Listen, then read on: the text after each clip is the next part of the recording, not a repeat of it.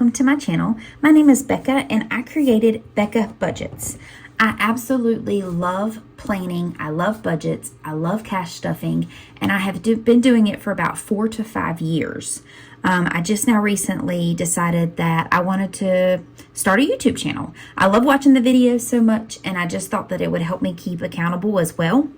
A little bit about me. My husband and I are considered DINKs. Just learned that from my mom about a month ago. I must be living under a rock, but that is dual income, no kids. So we both have full-time jobs, no children though. So my husband is a quality engineer and I am a full-time nurse.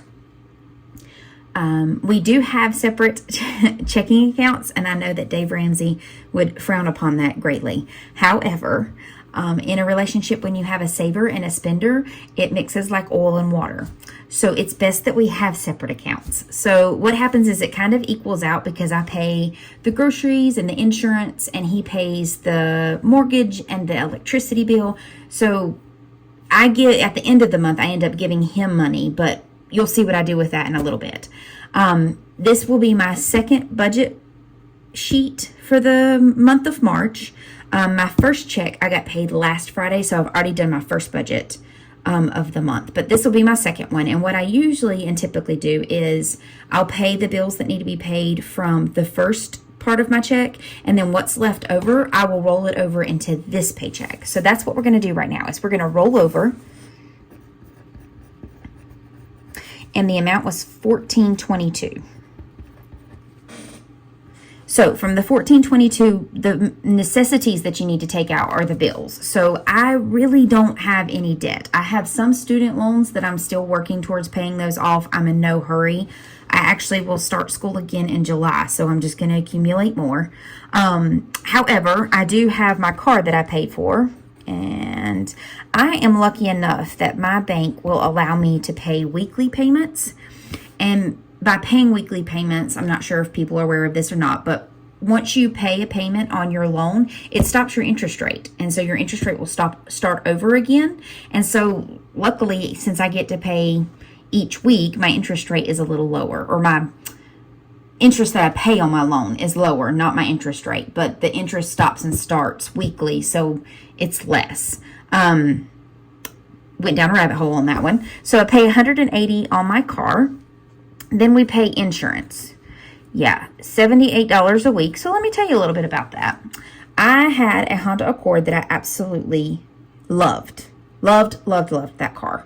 And about 2 years ago, going on almost 3, a tractor pulled out in front of me on a public road. I was going about 35 miles an hour straight down a road, and he pulls straight across the road, and I slam into him. Well, he didn't have insurance, so lucky me, I get to pay for it. It wasn't even 4 months later after I had my car fixed, and I was working, and my back bumper got hit in the parking lot at the hospital. I did not get it fixed then, but boy, I did get me an envelope and started saving to get it fixed. No need though. Come September of that same year, I guarantee you he was a 900-pound deer, hit my passenger side of my car as I was driving, hit it, rolled, crushed the whole side of the car, and went somewhere. We could not find him. And I'm guessing that him and his friends were on a morning stroll because there was about 10 of them. I missed 1 through 4. 5 hit me. And then I think I missed the other couple that just kept going and left their friend behind. So yeah, that was a pretty pricey bill for the both of them. And that is why our insurance is so high. Hopefully one of them will drop off by the end of this year. The next thing that I pay that I'm responsible for is Verizon. And my portion is $75 a month, and I share a phone bill with my sister and my husband, so $75 is just my portion of it. So I would consider these necessities, and I know that some people might say a cell phone's not a necessity, but we don't have house phones anymore. So if I needed to call something like 911, I'm going to need this. So this is a need for me.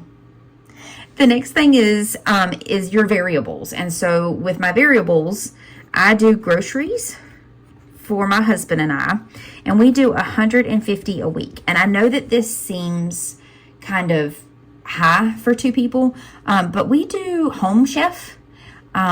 And it's very convenient for us because we alternate nights that we work out. And so the nights that my husband works out, I'll make a meal. And the nights that I work out, he makes a meal. So it's so convenient and it's so easy. And if it's something that's going to be easy for him to just come home and help cook, I'm all for it, and I will pay for convenience 100%. The rest of the money is just the groceries that I get for lunch and breakfasts and snacks and stuff like that. The next we have is gas, and gas for me is only $40 a week, and I can make that work.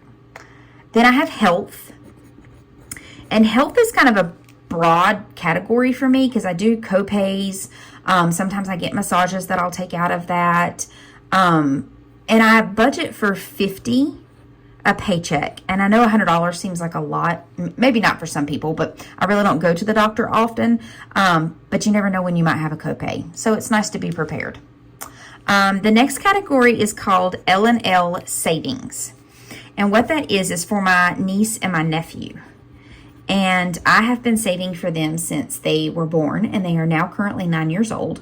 And I save $10 a week for them, and I put it in a high yield interest savings account. And for this reason, what it is that when they become of age at 18, if they want to go to college or a trade school, or they want to buy a car, whatever their choice is, I at least want them to have options. So when that time comes, they're going to have money for that to make some choices in their life. The next is dining, and I do $50 a week for dining, and this category is for if my husband and I go out to eat. I don't always put that responsibility on him for him to pay, even though he does make more than me. That's not the point. So whether it's dinner or it's breakfast or lunch or grabbing something simple, we each try to take our fair shares of it, of who will pay that time. So I budget for when we do that. The next is personal. And with personal, it's a little different for me. So I budget for $125. $25 automatically goes in my wallet. And the reason is I am not a breakfast maker. So I will stop and get an Egg McMuffin. I will stop and get a coffee. Anything in the mornings that will get me through the day, because I just do not make breakfast early in the morning. I'm not bright-eyed and bushy-tailed at that time. So $25 automatically goes in my wallet. And I make do with that all week long. And then the other $100 is like personal stuff. You know, we all buy on Amazon. So Amazon usually comes out of that. And I'm a big book reader. So if I see something that's not on Kindle Unlimited, then I will most certainly grab the book. So that comes out to $758 totaled up for that. Then my next categories are my savings accounts, or my savings challenges. And I absolutely love to save. And I know that's one of the things that Dave Ramsey would say, you need to pay your debt off first and then save, but I just can't resist. So some of my savings challenges are Friday, and that is saving the amount of the Friday. So this Friday is the 8th. So we would save $8. And then weekly is another one, and I'm pretty sure a lot of people do this one. So this would be $10 because this would be the 10th week of the year. The next is going to be monthly, and I actually made this challenge for myself, and you'll see this when I cash stuff.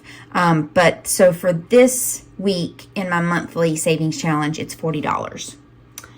Seasonal, and I do the seasonal challenges by Caro Cash. She's so funny. If you have not seen her channel, please go watch her. She's absolutely hysterical, very entertaining, but I love her savings challenges. And so I do her seasonal ones, and this week's seasonal challenge is going to be $35. The next one she does is TV challenge. So I do her TV challenges as well. And let me just tell you, I have not watched Outlander. I've just started it on season 1. I think I'm on episode 3. It is so very good. But she has a TV challenge for Titanic, I believe Twilight, and Outlander. So right now I am doing the Titanic one. So for my TV challenge, it's going to be $15 this week. And then the last challenge that I do that's far as envelope or a long-term kind of thing is the 100 envelope challenge. So a little bit about this. The money that I told you that I give to my husband each week, I actually don't give it to him. I keep it. I hoard it. And what I do is I put it into the 100 envelope savings challenge. And what it does is that's our vacation fund. So he's not going to miss the $69 that I give him every paycheck. So I use it to our benefit, and I use it for the 100 envelope challenge and save up for our vacation. So this week for the envelope challenge, it's going to be 35, and I do try to save 2 envelopes a week. But I did 3 last week just because that's how the budget worked. So I'm just going to do 1 this week. So then all of that comes to $143. All right, and then the next thing I have is my sinking funds. So my sinking funds are a little different. They all, of course, are towards me, but I'll explain them as I go along. So, of course, Amazon. And I save for our annual, and I also save for Kindle Unlimited. So that being said, it is $6 every week to pay for both of those. The next is car maintenance. And I don't need anything like an oil change or anything until the end of April. And it's actually fully funded. So all of that is met right now. And I won't start restuffing that until I use it for an oil change. And then I'll build it back up to $500. The next is car taxes. And car taxes is not getting anything because I met it as well. I have a Jeep Wrangler and an Acura RDX, and I have saved for both their taxes already. My Wrangler is due in May, and my Acura is due in June, so I get double whammied all at once. Then I save for Christmas.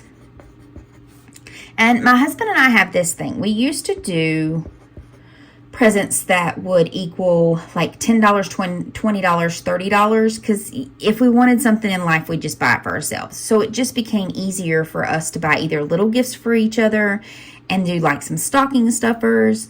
But this year, my husband had a really good idea. And what we were going to do is whatever I saved in my envelope that I did not spend for Christmas, he would match, and we would put it into our vacation fund. So that's what we're going to do. So every year, whatever I don't spend on my niece, my nephew, my sister, my mom, my stepdad, we will most definitely just continue to roll it into vacation, and he will just match what I have left over in my envelope. I thought that was a pretty good idea. Then I have my hub's birthday. And with his birthday, I save $10 a week. Now, that doesn't mean that I spend $500 on him for a birthday gift. It just means that little odds and ends that I get him, a big gift, and then usually I take him out to dinner, spoil him some. I mean, everybody wants to be spoiled every now and then. And then Lily and Lucas, they get $5. And I know you're thinking, well, why does the husband get more than the niece and nephew when there's 2 of them? But the thing is by the end of the year, I have like $250 saved. I usually spend $100 on each one of them, and then I'll take them out to lunch or something. And I'll go, they live in a state away from me. So I'll go and spend the day with them and take them out to a movie or lunch or something. And it's just, I think the memories and the special time spent together is much more than just a gift. So that's how I allocate their money. The next is beauty. And I know some of you are going to hate me for this. Maybe not hate me. Maybe some real harsh dislike. But beauty I save for pedicures and my hair. And I hate pedicures. I think that they are pure torture. I don't like my feet messed with. I am very ticklish on my feet. However, I am in tennis shoes 8 to 10 hours a day, 5 days a week, and these toes don't get aired out, so they need some love. And so I sit through the necessary evil to get these pedicures done. So I save for them. I save for them, and I save for my hair and any other beauty thing that I need, like moisturizer refill or skincare refill or anything like that. I do my own nails, so I don't pay for those to be done. Although it doesn't look like it right now. But I do my own nails, have been since COVID and all the nail salons shut down. I decided to teach myself a new skill, and that's what I went with. So I don't pay for my fingers to be done anymore, but I will pay for the toes and for someone to torture me. Moving on, the next thing I do is extra house. We add an extra house payment to our house each year. So I do one and my husband does one. And so this is just the money that saves up for it. At the end of the year, we take it and chuck it towards our mortgage for the extra principal. And I also do that with my car. So my extra car also gets $20. Then I do fitness. So what I save up for fitness is I don't have a gym membership. So what I do is I follow Sayat Fitness. And if you don't know him, it's Jordan Sayat, and he's absolutely hilarious. However, he does love cuss words. So if you are offended by cuss words, do not go to his page. But I love him. I love his family. I think he is absolutely hilarious, and he is absolutely intelligent when it comes to fitness. Like, he just knows his stuff.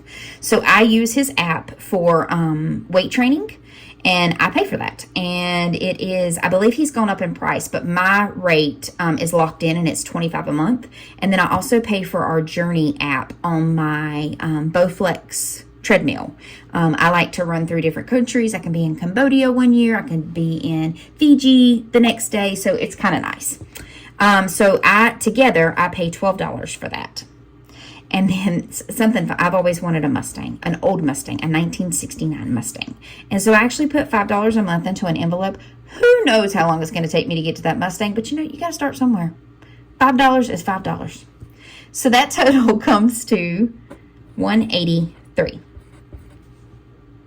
All right, so this is the basis of what I save up for. This is the basis of what week in and week out of what my budget looks like. There's some tweaks. There's some, I have different bills that come out here. I have student loans I pay for. I have our home equity loan line that we pay for. So different weeks will show you different things that I pay for. I don't pay for them all out at once, and I don't save for them every single week if it is a bill. So what I do now is I add up everything. So my income was $14.22. My bills and expenses came to $7.58. My savings challenges came to $143. And my sinking funds came to $183. And so I'll take my calculator. Don't think you can see that. Take my calculator. So $14.22. And then we minus the expenses, minus the savings. Sorry, sinking funds. Yeah, savings. And then, I got those backwards. Hold on. My mistake. 183, 143.